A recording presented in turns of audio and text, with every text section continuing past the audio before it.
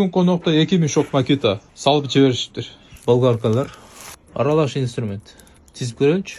1, 2, 3, 4, 5, 6, 7, 8. Мына ушул 8 инструментти оңдош керек. Эсин ачына караганда иштейт.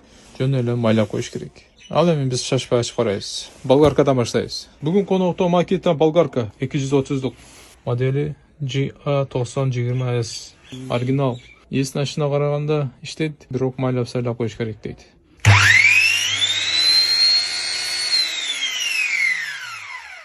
Зажимный гайка каякта?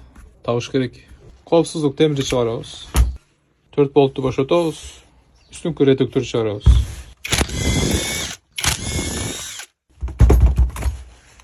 Редуктордун майы бир аз азайып кеткен. Тиштери өз ордунда, жакшынакай. Подшипниктери жакшы. Люфт жок. Якыр чыгарабыз. Якыр таптаза, якыр өзүнүкү оригинал.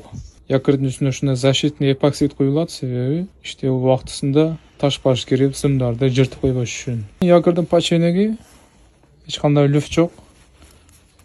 Жаңы бойдон. Үстүңкүсү дагы акыбалы жакшы. Тиштердин акыбалы өтө жакшы. Болгону майлап коюш керек, тазалап коюш керек. Болду. Обмоткасы жакшы. Карасаңыздар, жөнөкөй обмотка менен оригинал обмотканын айырмасы, обмотканын үстүнө ушундай корголгон защитный слой бар. Корголгон лак куюлат. Бул өтө жакшы нерсе, көпкө чыдайт. Ал эми өзүнүн обмоткасы өтө таза, жакшы. Болгону тазалап коюш керек. Мына ушундай. Анда эмесе кайра чогултабыз. Щотканын абалы бир аз желип калган. Bunun ордуна башка жөнөкөй щотка деле салып койсом болот, бирок өзүнүн оригинал щоткасына жетпейт. Номери 204. Кайра өзүн салабыз. Редукторга бир аз майдан кошобуз. Мына ушундай. Өзүнүн эски майын тазалап атам, анткени өзүнүкү оригинал дагы көпкө иштеп берет. Болгон үстүнө бир аз май кошуп койдум. Анда эмесе үстүңкү тишти жабабыз. Редукторду чогулттук, иштеп көрөбүз.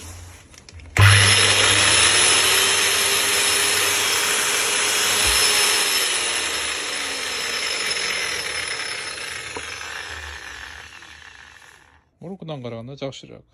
Тазалайбыз. Опа. Мына ушундай. Коопсуздук темирин салабыз. Зажимный гайканы салабыз. Мына ушу менен болгаркада достор. Кийинки видеодо көрүшкөнчө. Салам алейкум.